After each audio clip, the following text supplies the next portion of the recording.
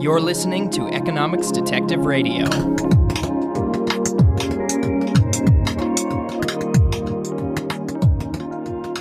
My guests today are Alan Olmstead and Paul Rhode. Welcome both of you to Economics Detective Radio. Since we have two guests today, I'll get you to introduce yourself one at a time so that the audience can put a name to a voice. So, Alan, how about we start with you? Tell a little bit about yourself and say hi to the audience. Hi, I'm a professor emeritus at the University of California at Davis. And mostly with Paul, I've done a lot of work on technological change in agriculture. We have been working on slavery pretty intensively for about 20 years. But before that, we both were knowledgeable of at least some of the literature and regularly taught about slavery in our classes. Mm-hmm. And Paul, how about you? Yes, my name is Paul Rhode. I'm an economic historian at the University of Michigan. I have been working with Alan, as he says, on technological change in agriculture. That was sort of our angle into this. I do teach regularly in economic history, so it's sort of interesting to see what the new literature that the historians have come up with, how it relates to what we have taught in economic history for basically decades. So some parts of it are very, very familiar to us. Okay, so as the audience will know, or at least longtime listeners will know, this is part of a series I'm doing on the history of slavery. We're recording this on September 2nd, 2019, and we were prompted by the New York Times 1619 project to take a closer look at history of slavery and the new history of capitalism, which the New York Times cites uncritically in that series. So the reason I wanted to have Paul and Alan on the show is because they wrote a paper entitled Cotton, Slavery, and the New History of Capitalism. That's a pretty thorough review of this literature, and because they have such a strong background researching prior to the new history of capitalism literature, researching this particular section of economic history. They're very knowledgeable on this subject. So let's start talking about the research, how you got into this area of research. So you came at it from the studying the economic history of agriculture angle. How did you become interested in cotton? I think I can start there. So we were working in the area of induced innovation. So there's a sort of standard view of American history that it is labor scarce and land abundant, and that consequently the direction of innovation was towards saving labor and utilizing or wasting land. There was a further leap that said the way you save labor is through the use of machines, the innovation of machines, and that you do not devote much, if any, effort into improving yields, using fertilizers, having better seeds. So we were critically investigating this hypothesis, and we're basically saying that much of the effort of farmers in the late 18th and 19th century was in fact towards learning how to utilize the land and learning how to combat new pests and diseases. So they were not solely focused on adopting or developing new machines.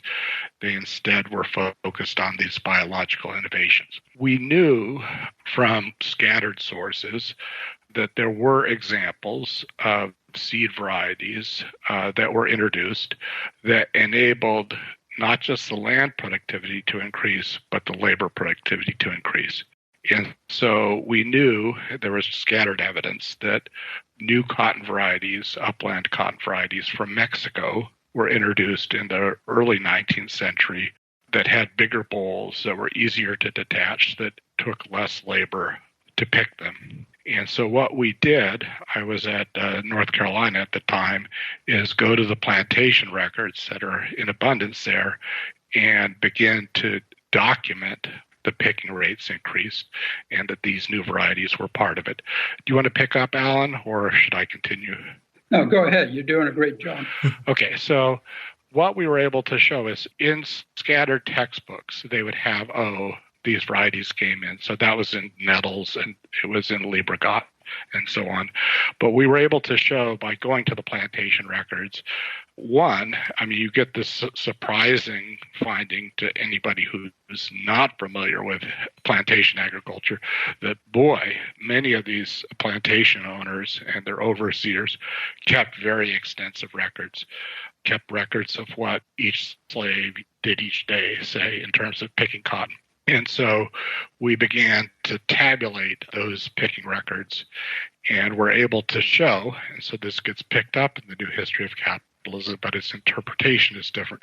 We're able to show that in the, say, 1800, a slave picked per day far less than they would in 1860. So the amount of cotton picked per day, according to the records, quadrupled. And we were able to, instead of having, just this newspaper said this and this newspaper said that or whatever, we were able to, by now, accumulate 1 million daily observations about what slaves and later freed people did. And they showed between 1800 and 1860 this quadrupling of picking rates. So if you think of slavery as sort of this stagnant system without incentives, this is really showing no, it had very substantial increases in productivity in what slaves could do per person. There were no machines that were accounting for this. And so there were, sort of two alternative hypotheses. One, it was these seeds with bigger bolls of cotton. And the second, it was some form of management. So we did investigate the changes in management, and were able to show that the changes in the picking rates were seen in the upland cotton varieties. They were not seen in the Sea Island cotton varieties, which arguably could have applied exactly the same management techniques. So we had sort of this test biological innovation in upland cotton, this control, which was the Sea Island cotton, which did not see the same introduction of new varieties. We saw the quadrupling of picking rates in the upland cotton. We did not see it in the Sea Island cotton. And we clearly understood that slave management involved punishment, it involved negative incentives, it involved whipping, it involved breaking up families. That's there, but we were, in the way we were intersecting it, seeing that the new cotton varieties were an important source of the biological innovation. The New History of Capitalism picked up part of our story of the a rise in cotton picking rates that appears in the 1619 project. It attributes the rise in picking rates to basically the increased use of torture and leaves out the biological innovation by and large. Mm-hmm. So yeah, that's interesting. Just to sort of summarize that research, you have a nice natural experiment there where these new seeds, these new varieties of cotton were introduced in one place but not another. You have the before and after in both places, so it's a nice little difference in difference kind of design there. Well, that's what we were trying to do, and there could have been other changes in the Sea Island area. There could have been other forces at work. The New History of Capitalism, the guys just left out our contrast in the paper. They usually don't cite it. Mm-hmm. One member of the New History of Capitalism has responded to our test, saying that we just miss an obvious fact that the Sea Island areas are predominantly managed by or using the task system, whereas the new upland varieties were predominantly in gang areas, and that's the reason for the difference in picking rates and one not growing and the other growing. The problem with that is even today, very long staple cottons elsewhere in the world have very low picking rates. In Arizona, where they were growing very long staple and upland cotton, side by side, the picking rates where the ratio of the picking rates was roughly what we saw in the antebellum period, say 4-1, that kind of thing. Yeah. Say at the end of the antebellum. So that, as I say, this criticism that has been made of this test is just off the mark and widely off the mark. What are those two systems you mentioned? The gang system and Yeah, the gang system is one in which the slaves work under a driver in basically a team concept, and they're forced along.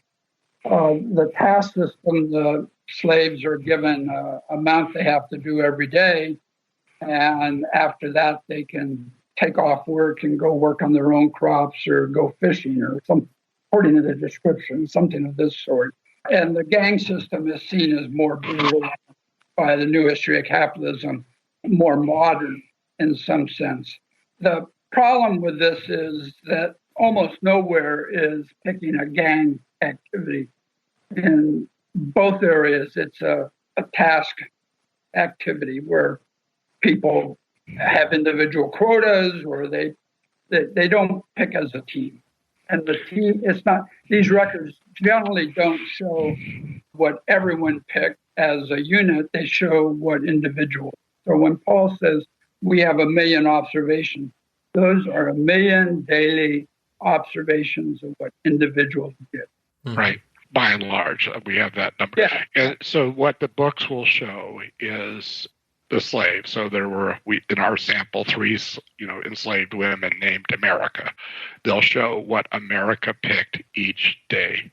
Amounts that they pick will vary, from day to day. They're not always higher than they were before. They'll vary across the season.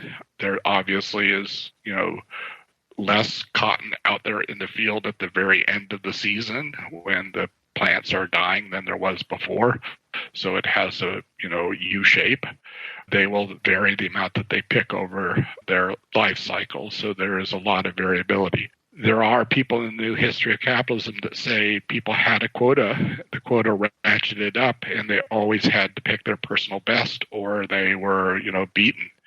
Well, you see a lot of variability in what people pick depending on how much cotton is out there, what the weather conditions are like, what time of year it is, whether they're healthy or sick, how old they are. So there's enormous variability in how much people pick, as you would expect.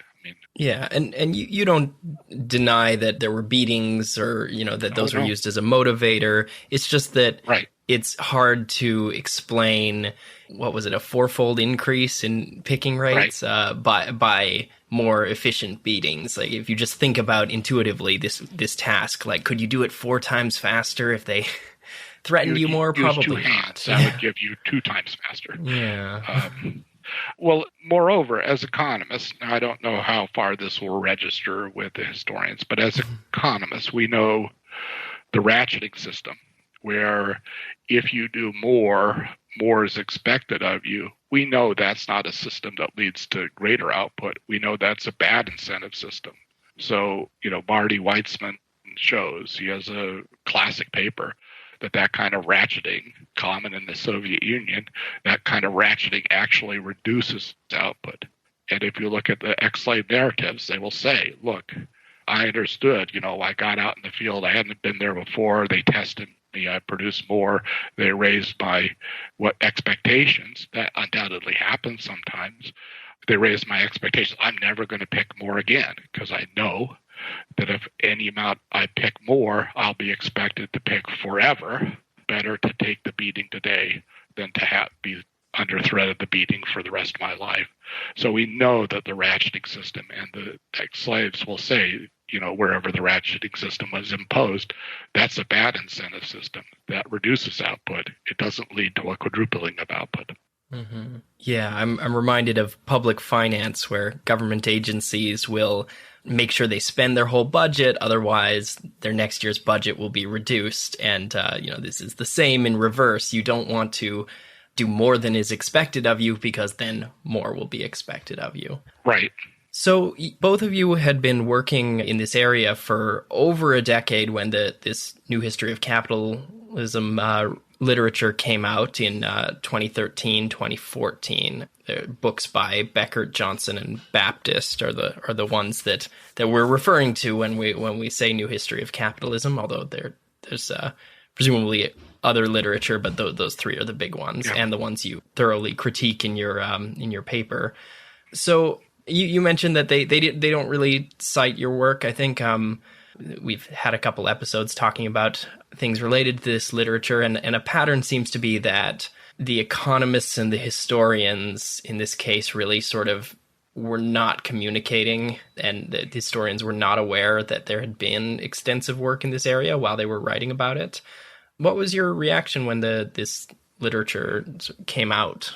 It was sort of, what are these people doing? It's they're on the one hand claiming that they have a bunch of new findings, but those findings had been around for 20, 30, 40 years.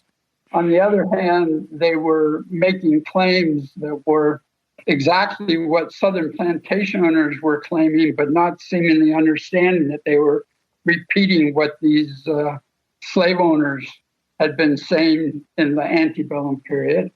And I kind of have three hands. On the other hand, they were just making horrible factual errors. And, it was like, how can they publish this, and where are the other historians who should be criticizing? Yeah, I was going to say that in some part it is good that the historians were returning to the material world, and that the cultural turn in history that began 30 years ago or so was ending, and some people were returning to material conditions. And in the case of slavery, it was good that people were moving away from the sort of agency view of slavery to view it more as a directly oppressive system in which the masters dominated. So there would be an interchange between the slaves and the masters, but at the end of the day, the masters ruled. It was good that people were, the historians were turning to that, but boy, they were not engaging with what, say, economic historians had learned. And in certain cases, Walter Johnson, as an example, just making claims that have been tested multiple times in the economic history literature and rejected multiple times. And he doesn't view himself as a new historian of capitalism, but that, the idea that plantations depended on the Midwest or Old Northwest for food supplies, that idea had been out there, that idea had been tested, that idea had been rejected. And it just is, kind of, where are you coming from if you haven't kept up with, what the people who study economic history of it have thoroughly investigated? If I may add here, it's not just economists. I mean, historians that were involved in this debate 20, 30 years, these debates 20 or 30 years ago, they knew that too. Yeah. It's just like a whole generation of literature was lost, and it makes a big difference. You look at the plantation books, they're producing a lot of food. Yeah. And occasionally someone has to buy some food or chooses to buy some food, but in general, the South was self-sufficient in food, especially the food they were feeding the slaves.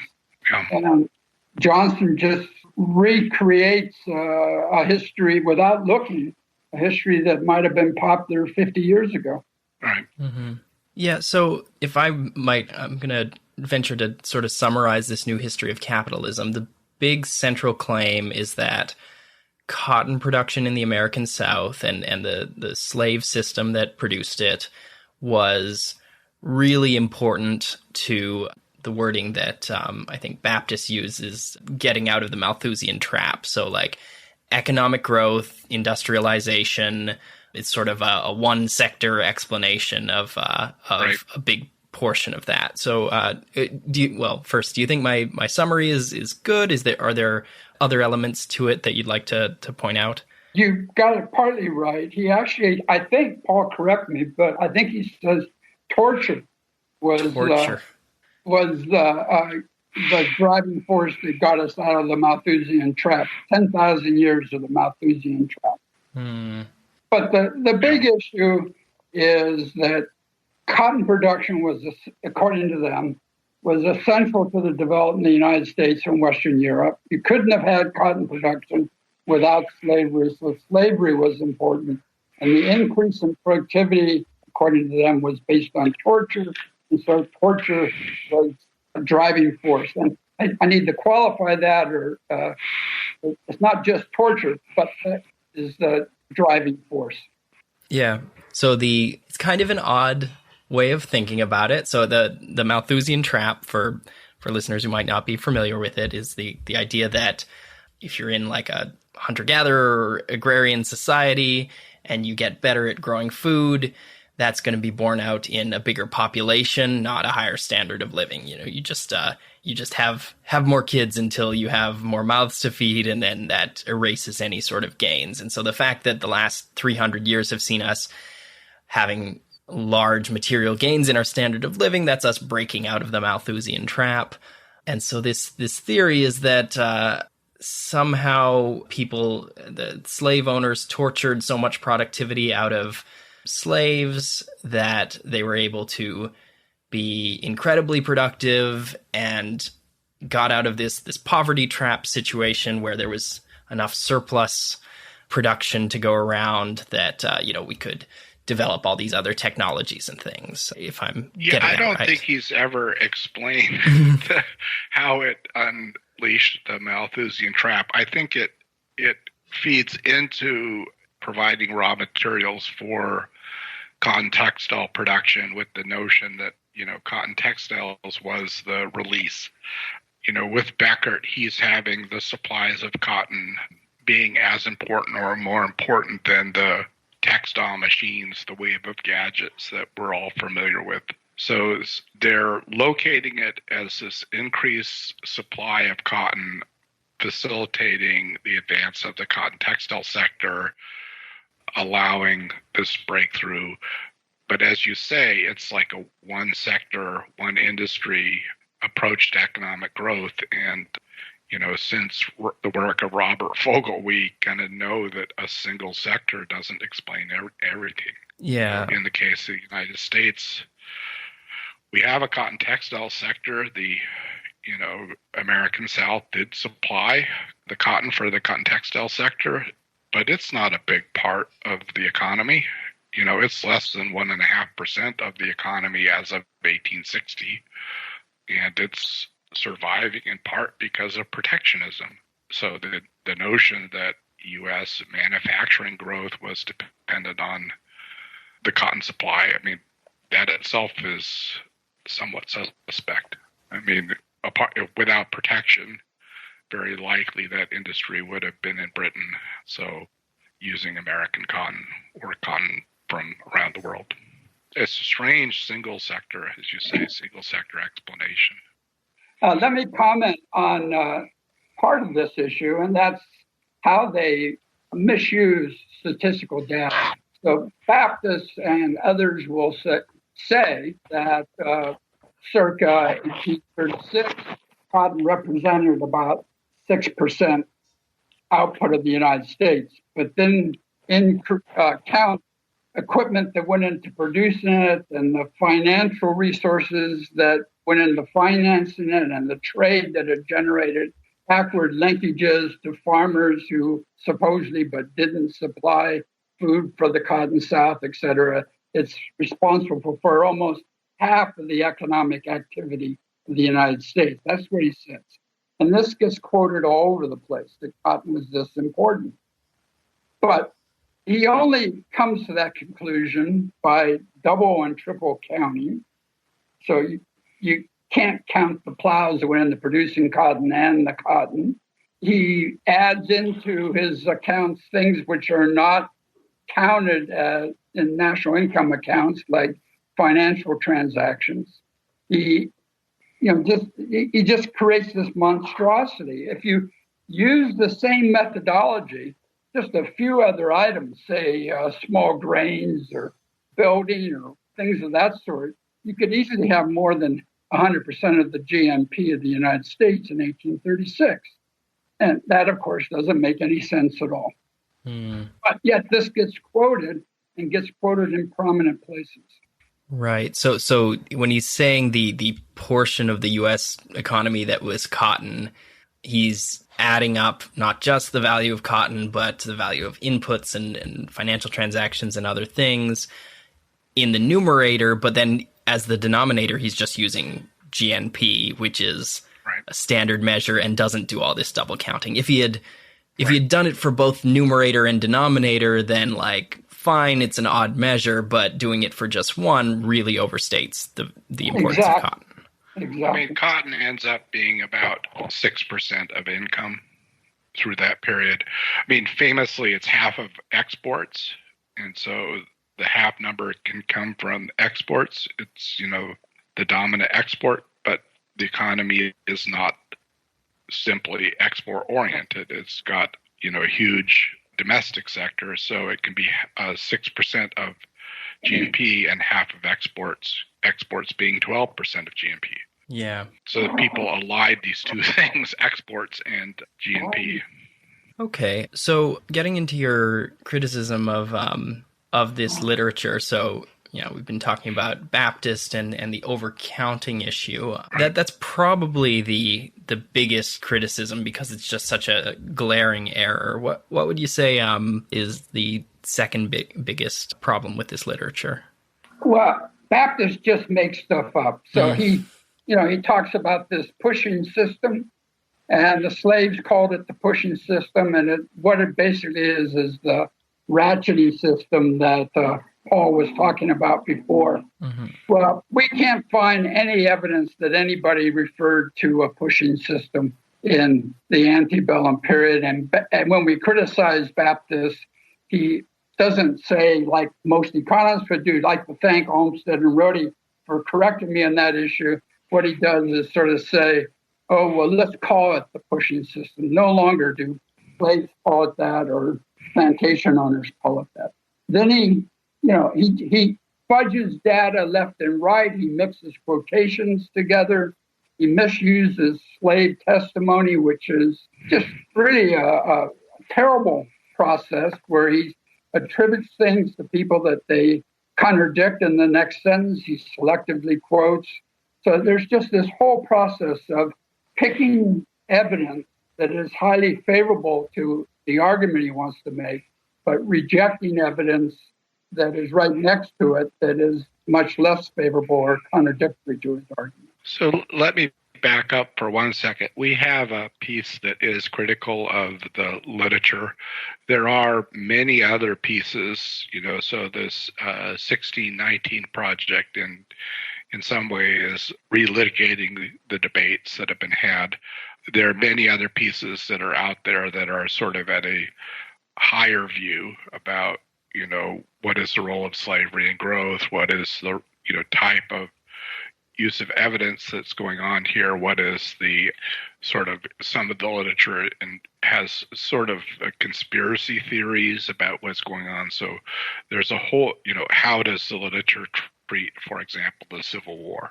Our piece is really narrow bore in the sense that we are experts. We are very knowledgeable, modesty aside. Mm-hmm. We know quite a bit about the cotton literature.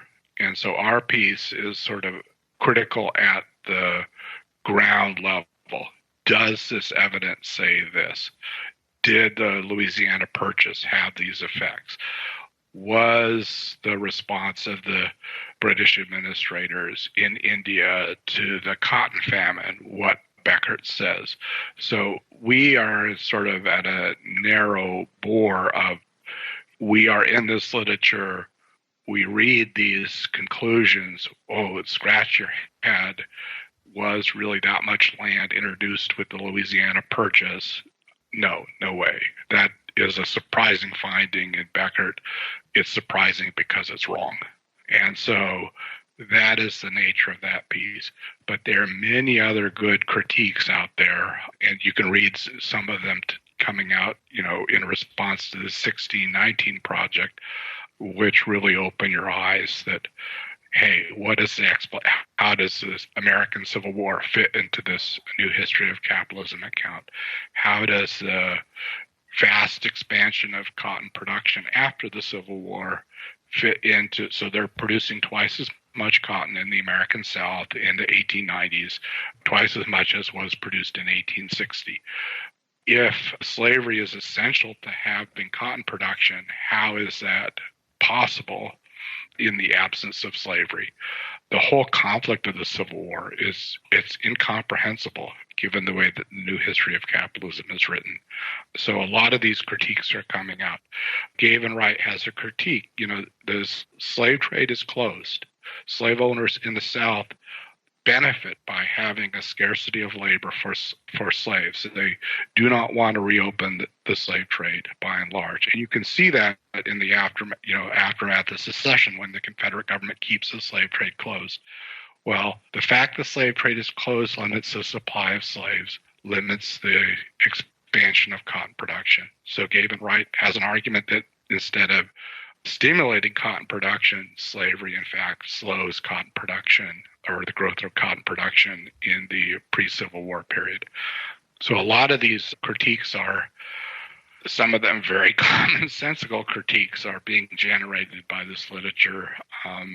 They are not fully embraced by that 1619 project.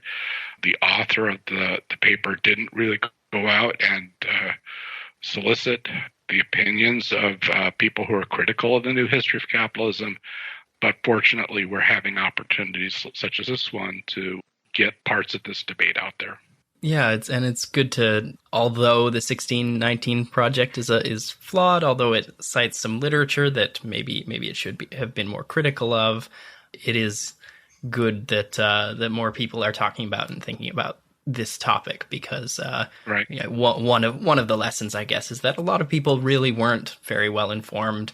I count myself in that. I didn't know too much about history of American slavery and cotton production prior to this, but I'm learning quite a bit. So you mentioned a couple things just there. You mentioned that there's this claim from Beckert that the Louisiana Purchase was very important for cotton production, and that's false. How is that false? So a couple of things about it. So he has a very odd story about how the Barings the Baring Bank was associated with the Louisiana Purchase, which they were, together with Hope.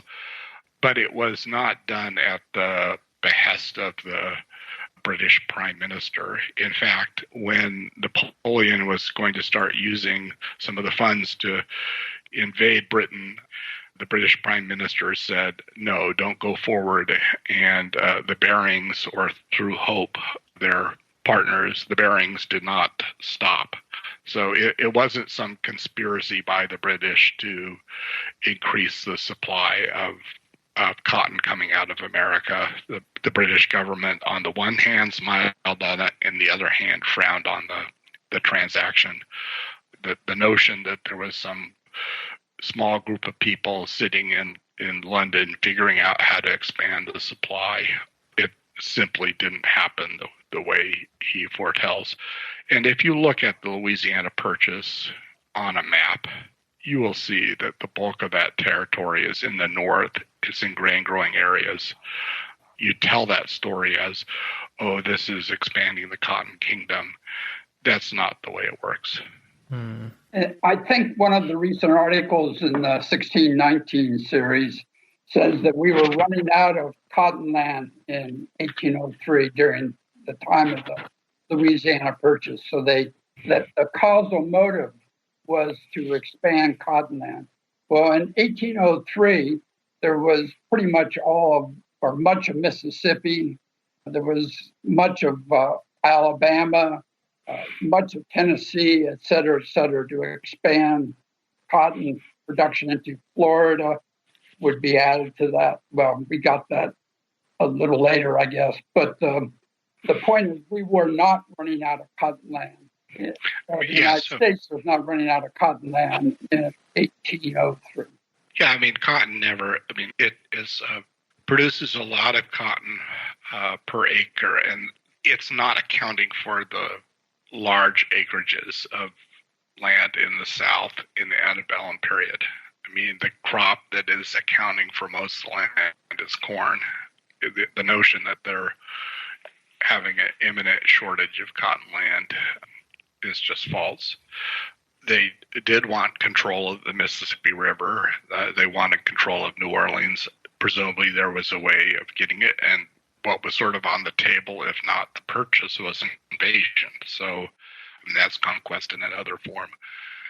The notion that there's a cabal sitting in Britain making these decisions to expand the cotton supply, I mean, that kind of cabal thinking or conspiracy thinking, you see, why would they have done the things which, led to Jefferson's embargo? So I probably should stop here and say to your listenership, okay, so you had this set of conflicts with the British that ends up leading to the War of 1812 about American neutral rights.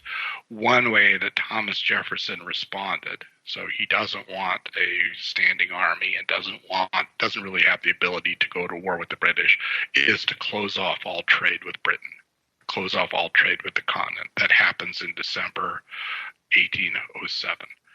It's hard to account for why are the British, and they cut off the cotton supply coming from the United States. If people insisting on American cotton supply are driving British foreign policy, why are they leading this to happen? It's just hard to account for, the subsequent developments, the abolitionist movement, the annexation of Texas, what happens with the Civil War if you have this. It's not just on this issue that Becker sort of creates a conspiracy theory of massive proportions to control the cotton world. And so in the case of India, for example, he has a very important law passing on behalf of the cotton magnates in Manchester, when in fact the law never didn't pass, just hasn't wrong. This was in an article he published in a history journal for 10, 12 years before his book came out. And I don't think we can't find anyone who said, hey, wait, that law didn't pass. But the law would have criminalized breaking labor contracts in agriculture and was something that supposedly would have made it easier to suppress labor in India. The guy that was in charge of British India policy vetoed it. And he vetoed it largely on ideological grounds because he was a relatively free market guy. Okay, so there was a proposed policy, though, that would have enforced all labor contracts in British controlled by the British East India Company, and because that was coercive. This would have been the British government by this time. Oh, by that. It was after the Great Rebellion.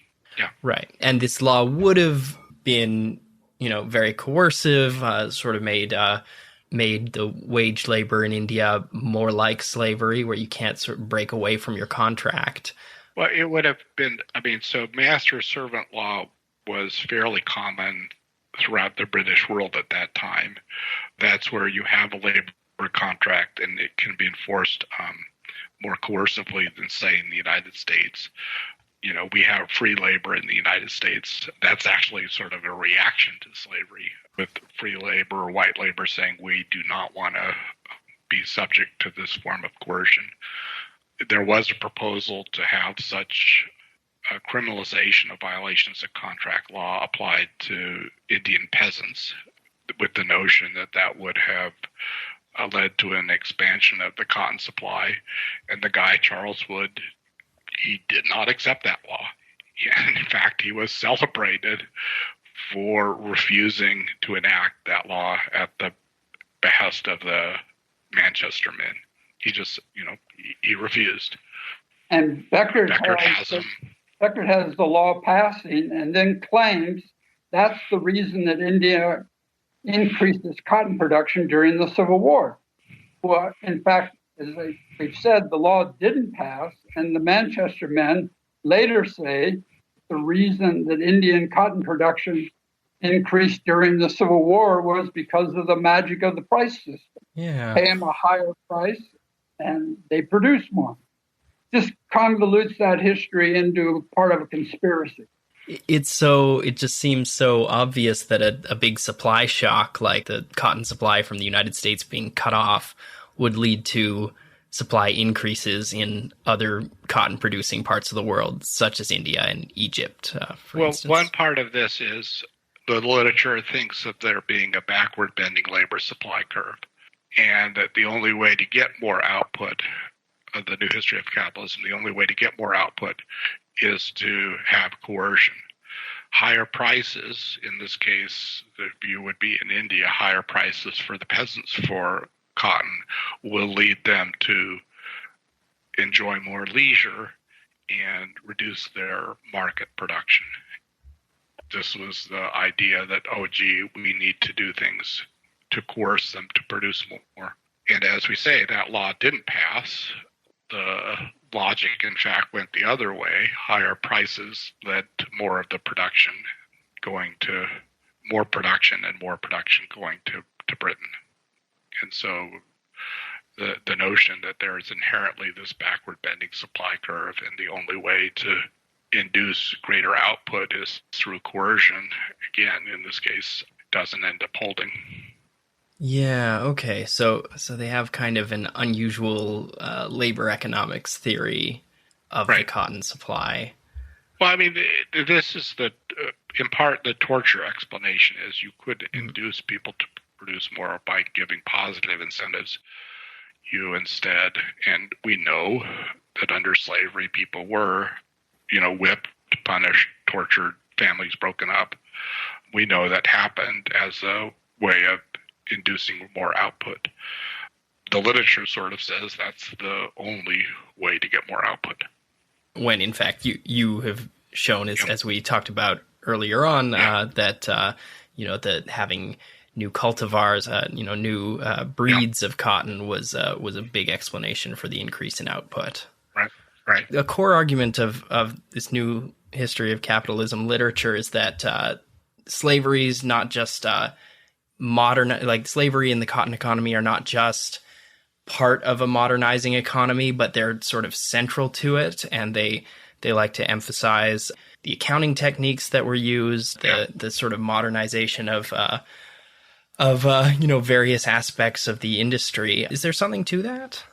Well, I can chime in a little bit. I mean, the accounting and the creation of these plantation books, if you're coming from outside, that is really surprising. I mean, you sort of have a Moonlight and Magnolia's view of the South that, the planters aren't all on the make. They aren't managing things to a fine detail. And so it was striking to us when we saw the plantation books that had very detailed records about what each person was doing each day. That is very striking. The fact that this guy, Thomas Affleck, produced these fairly commonly sold, very systematic books beginning in the late 1840s, and how thorough and systematic it was, that too is quite striking. And so you'd run into people, Stanley Ingerman, a famous economic historian, and he'd know all about these books. But if you weren't a specialist, it would be surprising how extensive the record-taking was. The reality is that the books, as Stanley Ingerman said, have accounting concepts that were far in advance of what was prevalent in other places in the American economy. So he would say, they have concepts of depreciation and so on that were much farther along than, say, in the North. That said, we've used the books a lot of all sorts, people making their own books, people using the pre-printed books, people using the pre-printed books after the Civil War and so on. It's really hit or miss what they fill out. Nobody uses the book to the full extent of what is available to you.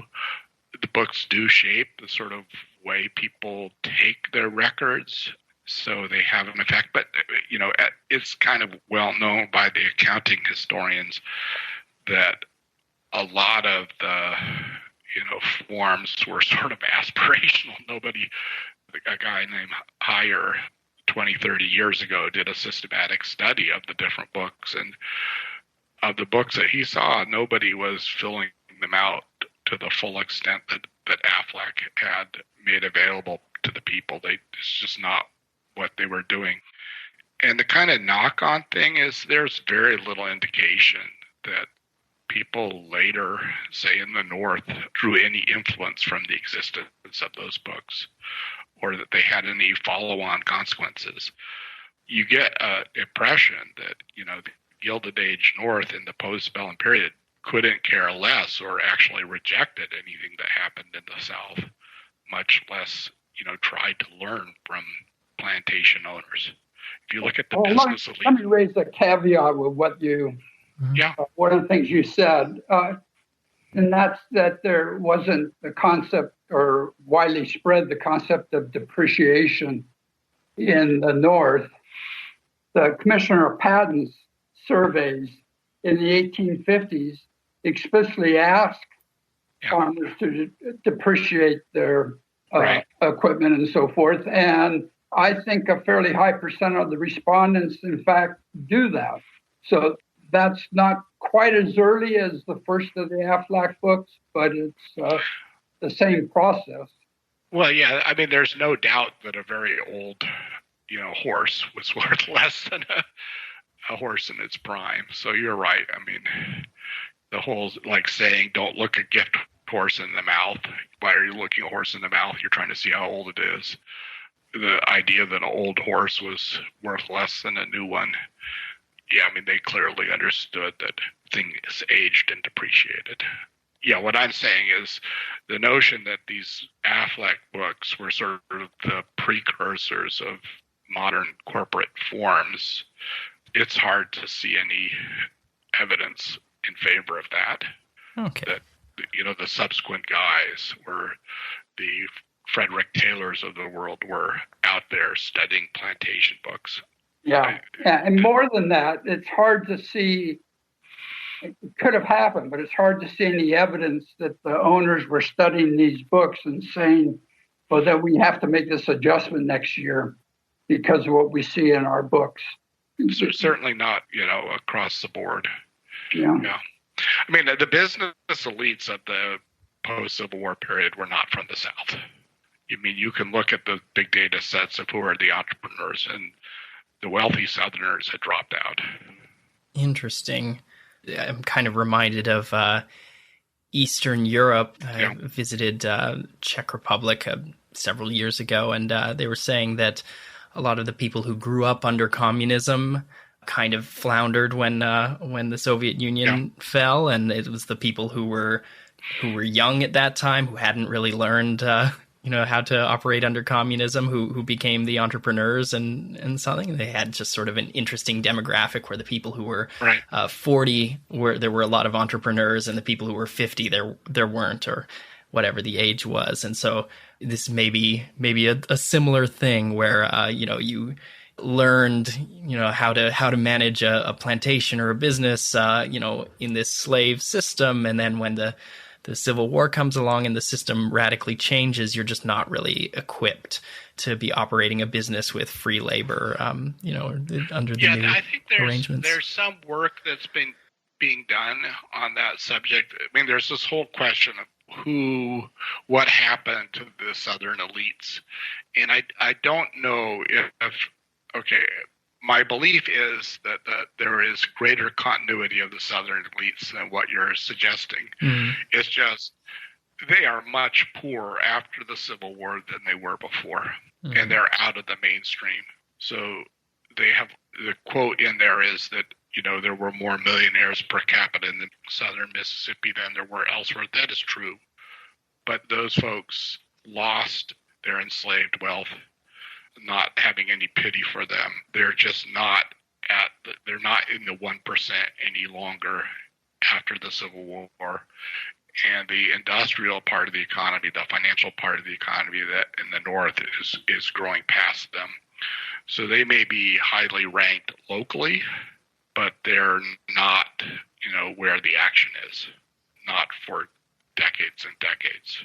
Okay, interesting. So we're running low on time. Do either of you have any sort of closing thoughts, any sort of broad takeaways that you'd like someone who has listened to this whole conversation to come away from it with? Yeah, I think it's very important that people in your audience, I presume mainly students, are exposed to these debates and that they be encouraged to analyze the issues and that they be given all the facts or a lot of the facts.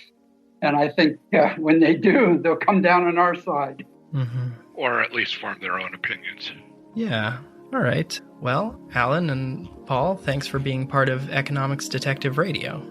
Thank you. Thank you. Have a good day. You too. Bye now.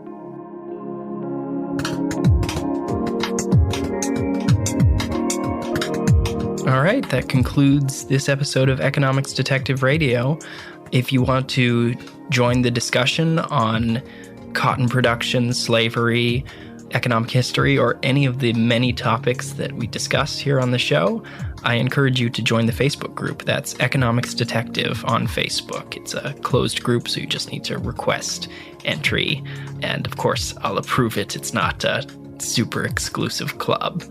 If you really like the show and you want to give $1 or $2 for each episode, give me a little bit of more incentive to keep coming out with weekly episodes, you can go to patreon.com/economicsdetective and make a small pledge. Every dollar helps to support the show and to pay for hosting and editing and all the good things that are necessary to create a quality podcast.